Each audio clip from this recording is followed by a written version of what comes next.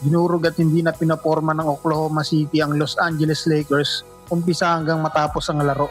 139-96 ang final score. Dominasyon mula simula hanggang dulo. Sa shooting pa lang lamang na lamang ang OKC. 53% field goal shooting kumpara sa 43 ng Lakers. Sa tres mas lalong lumayo ang agwat. 19 out of 42 ang OKC. Good for 45% habang sa Lakers 7 out of 30 lang, 23%. Sa rebounding kontrolado rin ng Thunder ang ilalim. 50 rebounds laban sa 38 ng Lakers. Kasama ang lamang sa offensive at defensive boards. Sa ball movement kitang-kita ang difference.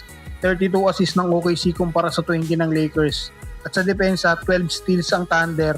At napilit nila ang Lakers sa 18 turnovers na nauwi sa 24 points of turnovers. Sa pass break, tambak ulit. 32 pass break points ang OKC, halos doble sa 40 ng Lakers. Sa loob ng pintura, dominante rin. 64 points in the paint ang Thunder laban sa 50 ng Lakers.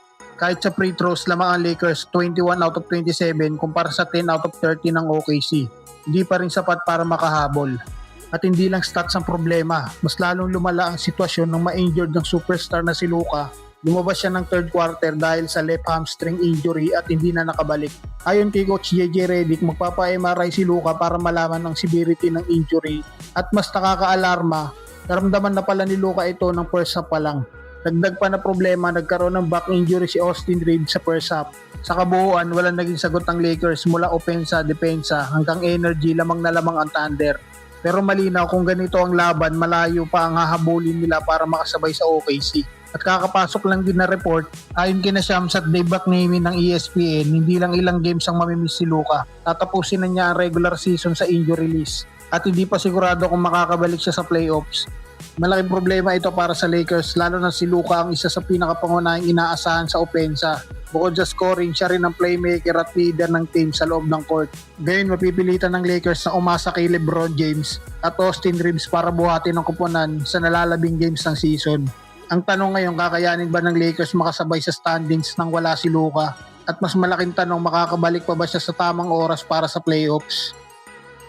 Samantala, nagkakagulo na ang sitwasyon ni Giannis at ng Bucks matapos niyang questionin ang kanilang relasyon kasabay ng investigasyon ng NBA. Ayon kay Giannis, gusto niya maglaro ngayon na mismo pero pinipilit umano siya ng Bucks na i-shutdown para sa buong season.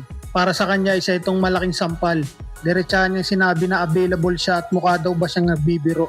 Uli naglaro si Giannis noong March 15 matapos magkaroon ng left knee hyperextension at bone bruise. Sa ngayon, 36 games pa lang ang kanyang nalalaro ngayong season. Pero dito lalo umiinit ang issue. Sinabi rin ni Giannis na matapos niya ipayag na gusto niya maglaro, hindi na siya ulit kinausap ng team management, kabilang sina head coach Doc Rivers at GM na si John Horst. Habang iginigiit naman ni Doc Rivers na hindi pa healthy si Giannis, kabaliktaran naman ang paninindigan ng superstar na kaya na niyang bumalik sa court. Dahil dito pumasok na ang NBA at iniimbestigahan ng Bucks dahil sa posibleng inconsistent statements tungkol sa health status ni Giannis. Pasok ito sa player participation policy ng liga. Isang rule na naglalayong siguraduhin ng mga star players ay naglalaro at hindi basta-basta pinapahinga ng walang malinaw na dahilan. Kapag napatunayan na lumabag ang Bucks, maaari silang pagmultahin ng 100,000 sa unang violation, 250,000 sa pangalawa, at aabot na sa milyon-milyon ang susunod. Sa ngayon, hawak ng Bucks ang 30-46 record. Halos tapos na ang kanilang season.